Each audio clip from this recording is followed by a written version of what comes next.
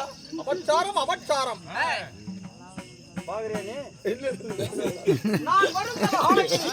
கடல் அலைவோல் சூழ்ந்திருக்கும் ஒரு தெய்வீக சபை இந்த மாபெரும் மக்கள் சபை இந்த தினத்தில் ஏன் எதற்காக கூடியிருக்கிறது? ராஜண்ணா குடும்பத்தார் வேண்டுதல் வைத்து வேண்டுதல் நிறைவேறிய காரணத்தினால ஒரு நாடகத்தை அரங்கேற்ற செய்திருக்கிறார். தெய்வவழி தெய்வீக சபை ஆமா நமக்கெல்லாம் போதும் என்று சொல்லக்கூடிய அன்னதானத்தை வணங்கி நாடகத்தை அரங்கேற்ற செய்திருக்கிறார். நாடகத்தை அரங்கேற்ற செய்த அன்பு உள்ளங்களுக்கு இந்த நாடகத்தை கண்டுகளிக்க வந்த ரசிக பெருமக்களுக்கும் நமது கலைக்குழுவின் சார்பாக மனங்கணிந்த வணக்கம்.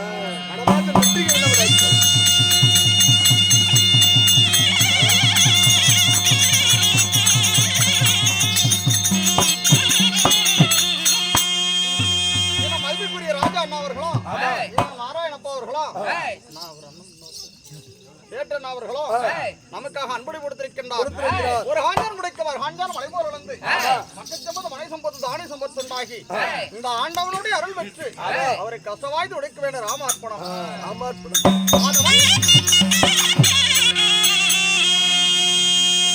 இன்று வைத்துள்ள நாடகம் பக்த மார்க்கண்டையர் நாடகம். உண்மைதான். இந்த பக்த மார்க்கண்டையர் என்னும் நாடகத்தில் சரி நான் யார் என் பெயர் என்ன இதுவரைக்கும் பேசுற மாதிரி பேச மாட்டேன். சரி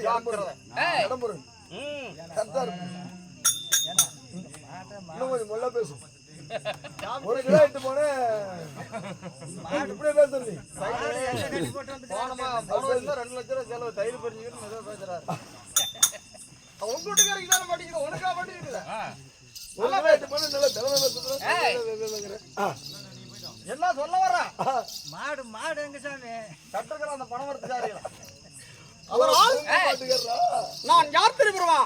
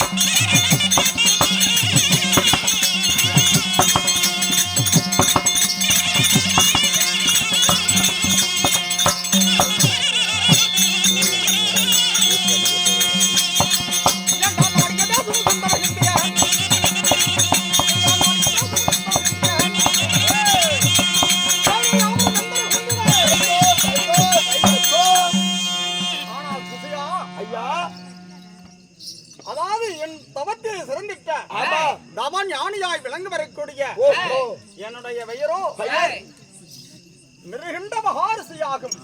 உன்னுடைய பெயர் மிருகண்ட மகாரிஷி. சுவாமி உன்னுடைய பெயர் மிருகண்ட மகாரிஷியாக இருந்துட்டாலும் உன்னை பெற்ற தெய்வம் யாருங்க? என்னை அல்லல் பகல 60 நாளிகையும் அங்கத்திற்கு வந்து இந்த மண்ணுலகில் பெற்றார்களே என் அன்னை பிதா அருண்பெரும் தெய்வம். அந்த மாஜிட்ட ஜோதி மங்காத மணிவிளக்கு நான் குடியிருந்த கோவில். ஆமாங்க ஐயா. யாரு யாத்திரை வருமா?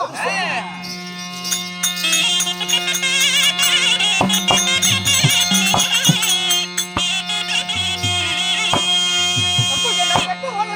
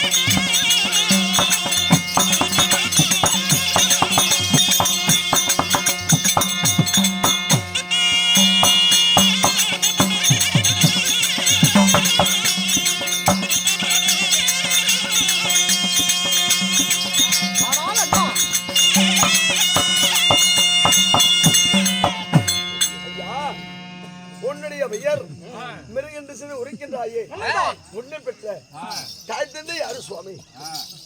என் தந்தையின் பெயரோ நியதி என்று சொல்லக்கூடியவர். ஓஹோ, யாரு? நியதி. ஆமா. தாய்? என் தாயின் பெயரோ விதாதா அம்மையார். விதாதா. ஆமா. நிதி. விதாதான்னா ஆமா, பகவானுடைய லட்சுமி அம்சத்தில் பிறந்தவர்கள். பகவானுடைய அம்சத்தில் பிறந்தவர்கள். அந்த லட்சுமி கடாசக்தி அம்சத்தில் பிறந்தவர்கள். ஆமா. அதனால் விதாதா. தாயாகப்பட்டவள் என்ன பேரு? விதாதா. ஆமா. சபாஸ். விதாதா என்பவருக்கும் நியதி என்பவருக்கும் மகனாக நான் மகனாய் பிறந்தாலும் தந்தை நான் எங்கே வசிக்கின்றேன்? இந்த நாட்டை ஆண்டவர்கள் ஐயா.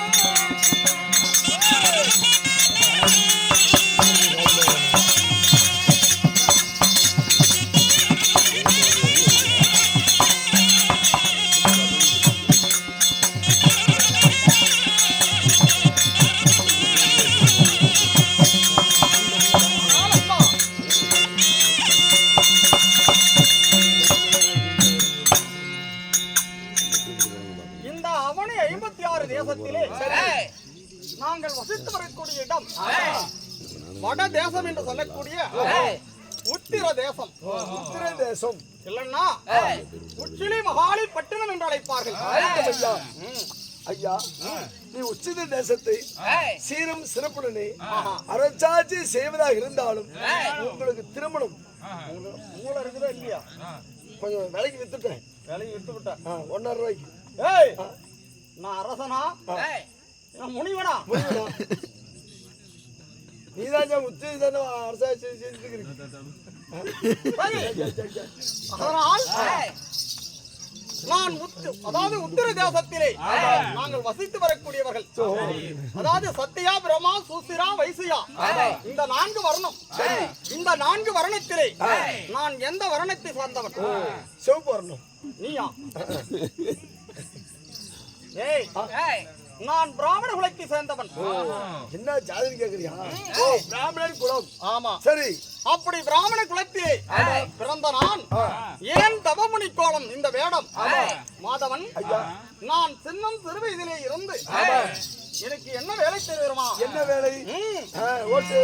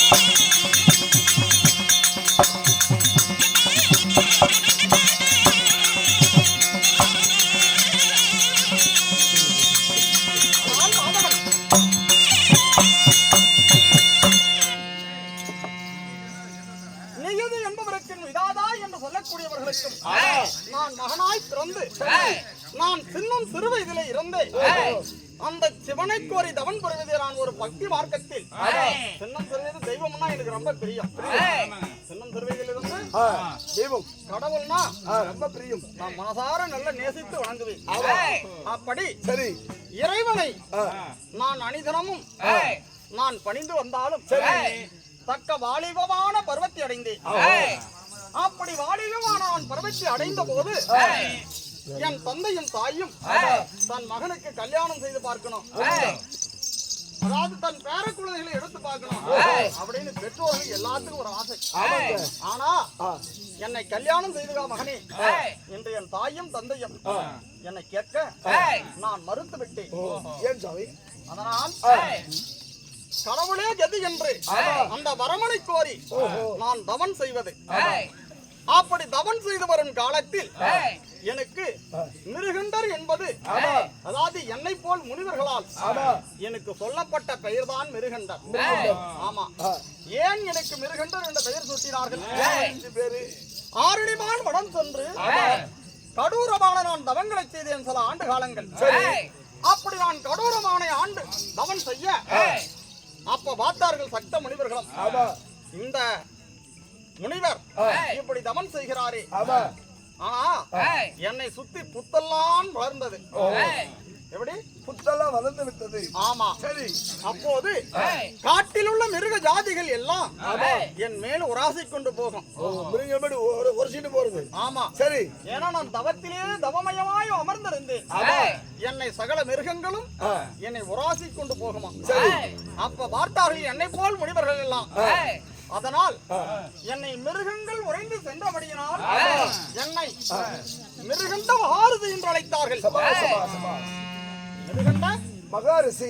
ஆமா, எனக்கு சொந்த பெயர் கௌசிகன் என்ற நாமதேயம். கௌசிகன்? ஆமா சரி. அப்படி கௌசிகனாய் இருந்த நான் தவத்தினால் நான் மிருகண்ட ரிஷி என்ற பெயர் பெற்றேன். சரி. அப்படி நான் பெயர் பெற்று வாழும் தருணத்தில் இந்த கல்யாணத்துக்கு நான் மறுத்து வந்தேன். எப்போது ராஜேந்திராருடைய ஆசையை உள்ளத்தை பூர்த்தி செய்யாதுக்கிறியா, என்றைக்கு நீ கல்யாணம் செய்தாலும் ஒரு குழந்தை செல்வத்திற்காக நீ பெரும்பாடு பட்டாக வேண்டும் படுறா சாபம். அப்படி என்று எனக்கு சாபத்தையும் கொடுத்து விட்டார். சில ஆண்டு காலங்கள் சென்றது. நான் யாரை திருமணத்தை செய்வேன்? யாரை சாமி?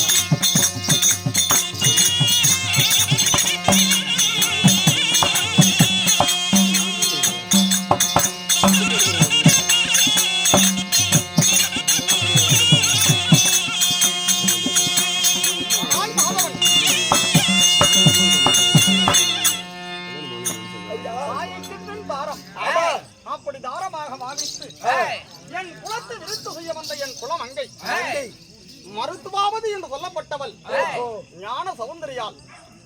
ஞான சௌந்தரியால் என்றால் அழகு.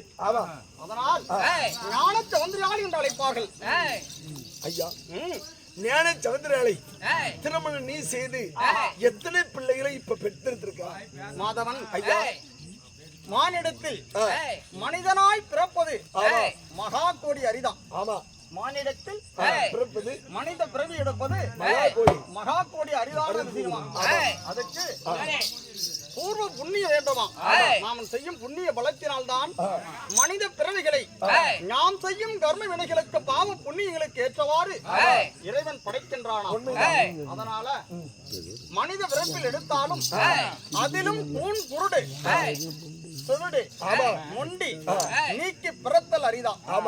அப்படின்னா நம்ம உடல் உச்சங்கள் இல்லாமல் நல்லா உடல் ஆரோக்கியத்தோடு பிறப்பது அதை விட அரிதான். அதை விட தானமும் தஞ்சமும் தவமே அரிதான். நம்ம எவ்வளவுதான் சம்பாதிச்சாலும் நமக்கு தேவை என்பதற்கு வச்சாலும் ஒருவன் இல்லாத போது அவன் கஷ்டப்படுறதை பார்த்து உனக்கு கொஞ்ச நாள் அள்ளி கொடுக்கலனாலும் கிள்ளியாவது கொடுக்கணும். கண்டிப்பா கொடுக்குறீங்க. அதுபோல் தானமும் தஞ்சமே தவமே அரிதான். அதுபோல நான் மனிதனாய் பிறந்தாலும் ஒரு கல்யாணம் செய்த பிறகு மனிதனுக்கு செல்வத்தில் மழலை செல்வம் என்பது முக்கியமானது. புத்திர சந்தானத்தை பெறாதவன் புத்திர சந்தானத்தை பெறாதவன் நாமல் இருந்தாலும் அங்க சொர்க்கத்தில் நமக்கு இடம் கிடையாது. அந்த புண்ணிய உலகத்தில் நமக்கு இடமே கிடையாது. ஆமா,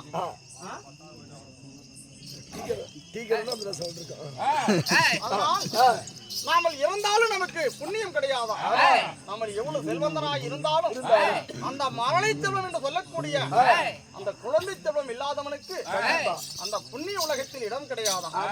அப்படி நான் திருமணம் செய்து 60 ஆண்டு காலங்கள் ஆகிறது. எத்தனை ஆண்டுகள்? 60 ஆண்டு காலம். அப்படி 60 ஆண்டு காலங்கள் நாமல் திருமணத்தை செய்தும் எனக்கு என்ன குறை? என்ன சாமி குறை நேர்ந்து விட்டது? நான் இத்தனை ஆண்டுகள் திருமணத்தை செய்தாலும் இத்தனை ஆண்டுகள் கழிந்தாலும் எனக்கு புத்திர சந்தானம் உண்டா இல்லையா? ஐயா, அதை நினைத்தால் என் உள்ளமாகப்பட்டது கடன்பட்ட நெஞ்சம் போல் என் உள்ளமாகப்பட்டது கலங்குகிறது.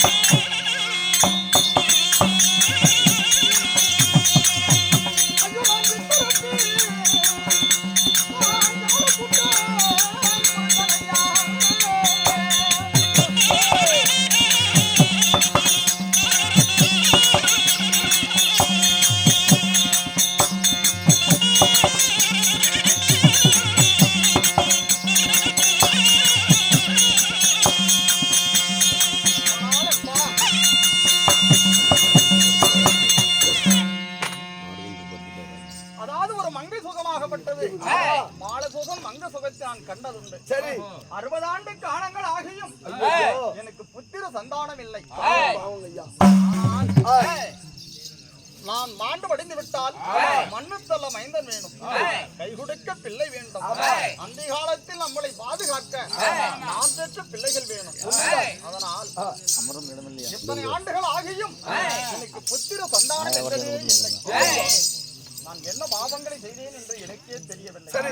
அதனால் இந்த தினத்தில் அமராவதி பொன்னுலகத்தில் 33 கோடி யாவர்களும் 48 அதிகார்களும் கண்ணர் கருணர் கண்பருடார் சித்தி வித்தியாதிகள் என்று சொல்லக்கூடிய சகல தேவர்களும் என்னை போல் ரிஷிகளும் தேவலோகத்தில் பெறுகிறார்களாம்.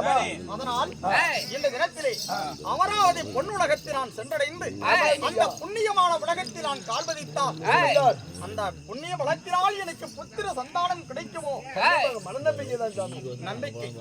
அதனால் இந்த நம்பிக்கை கொண்ட நான் என் மனைவிடத்திலே நான் இந்த வார்த்தையை நான் சொல்லி விடைபெற்று நான் அமராவதி பொன்னுலக நான் புறப்பட வேண்டும். அதனால் என் மனைவியை உடனடியாக நான் சந்தித்து நான் விடைபெற வேண்டும்.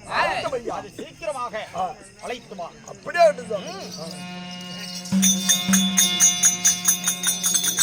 சமயர்களே, பெருகின்றையர் அவருடைய மனைவி மேனை சந்திரால் வருகிறார். மற்ற விஷயம் பின்னால்